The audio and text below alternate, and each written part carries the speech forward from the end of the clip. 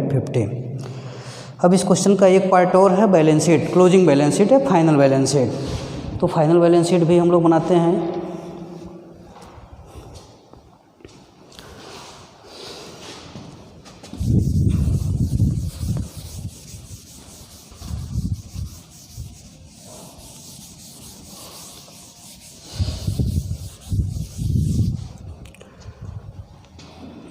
Balance sheet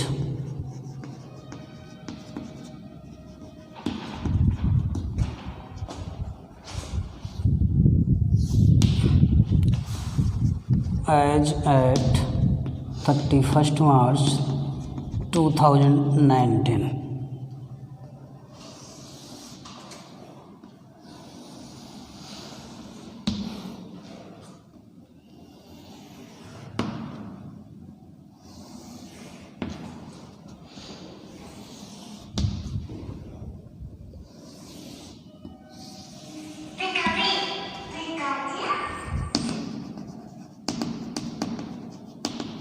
liabilities amount, assets amount। Student questions में है closing outstanding of rent.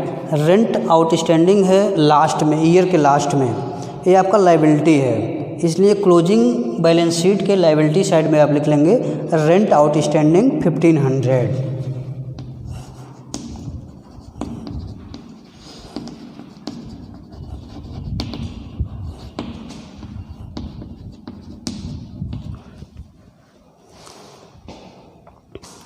After date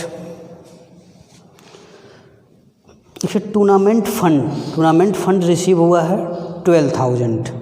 special fund है, balance sheet का part है, balance sheet के liability side में जाएंगे, लिखेंगे टूर्नामेंट फंड 12,000। इस 12,000 टूर्नामेंट फंड रिसीव हुआ है। टूर्नामेंट एक्सपेंस कितना हुआ है, तो टूर्नामेंट एक्सपेंस हुआ है 7,500। इस 7,500 को आप इसमें से माइनस कर देंगे, लेस टूर्नामेंट एक्सपेंस 7,500। जो अमाउंट बचेगा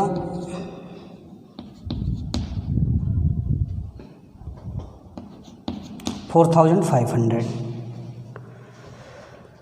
फिर स्पेशल डोनेशन है, यहाँ donation for building extension. Special donation को बैलेंस शीट की लायबिलिटी साइड में लिखते हैं, तो आप लिख लेंगे डोनेशन फॉर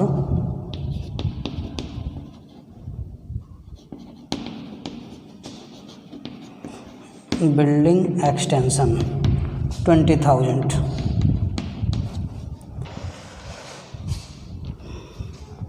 ये हो गया। फिर बिजनेस के पास या इस ट्रस्ट के पास, स्टार क्लब के पास कैपिटल फंड कितना था। कैपिटल फंड हम लोग निकाले थे ओपनिंग बैलेंस शीट निकाल करके, तो कैपिटल फंड था इनका 30,900। यहाँ लिखेंगे capital fund 30,900। Student surplus capital fund को इंक्रीज कर देता है।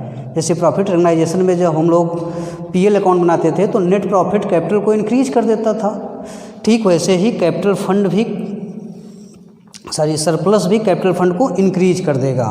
तो सरप्लस हम लोगों का आया था इनकम एंड एक्सपेंडिचर अकाउंट में 2,950 05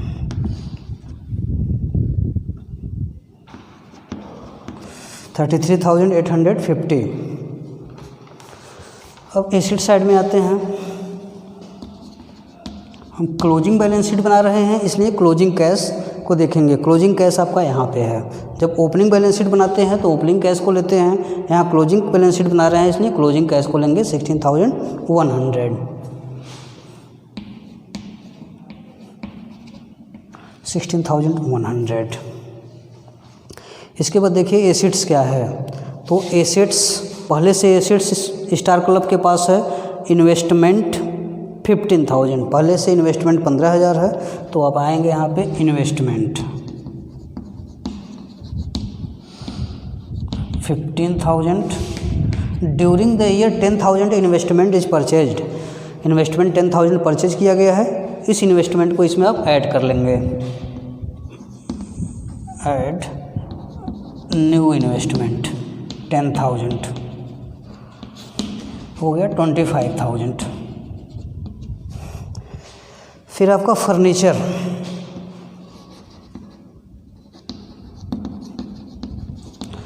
पहले से फर्नीचर स्टार क्लब के पास है 8,000।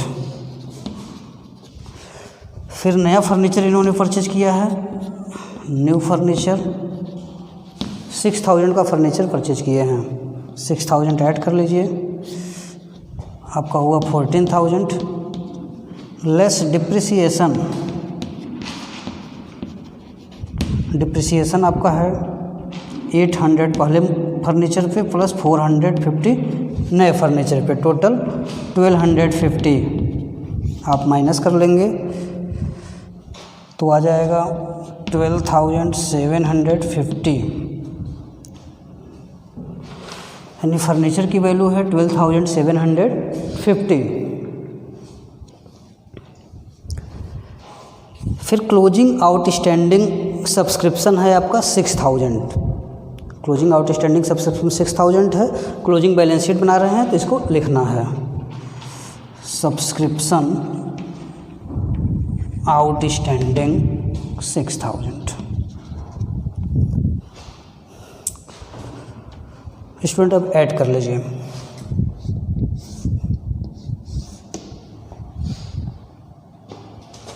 जीरो 5 8 9 59,850।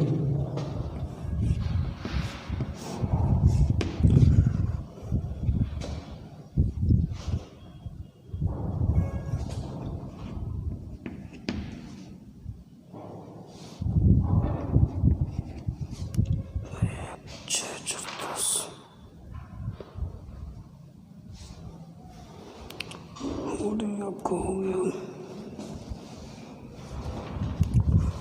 5 5 10 10 18 18 2 4 2 6 6 3 9 59,850। इस तरह से आपका बैलेंस शीट भी बन गया। यही आपका कंप्लीट क्वेश्चन है। इस तरह के क्वेश्चन 6 मार्क्स के आएंगे। सबसे पहले आपको ओपनिंग बैलेंस शीट बना करके कैपिटल फंड कैलकुलेट करना होगा। After date income and expenditure accounts बना करके आपको सरप्लस या डिफिट कैलकुलेट करना होगा। फिर फाइनल बैलेंस शीट आपको बनाना होगा या क्लोजिंग बैलेंस शीट बनाना होगा। एकदम आसान है। आप 2-4 क्वेश्चंस करने का प्रयास करिए, इलस्ट्रेशन देखिए। जब 2-4 क्वेश्चंस करेंगे तो करना शुरू करेंगे तो आप कर लेंगे। स्टूडेंट्स, इसके बाद एक क्वेश्चन नंबर नए बुक से क्वेश्चन नंबर 16 था। इसके आगे आप क्वेश्चन नंबर 17, 18 करिए। अगर कहीं पे कोई दिक्कत है तो उसको आप सेंड कर दीजिए, फ़ोन कर लीजिए, क्योंकि ये प्रैक्टिस पे ही डिपेंड है। जब प्रैक्टिस करेंगे तभी होगा। अभी आप देखेंगे तो आपको समझ में आ रहा है, लेकिन यदि आप क्वेश्चंस नहीं करेंगे तो सब भूल जाएगा। इसलिए आप अधिक से अधिक क्वेश्चन करने का प्रयास करिए।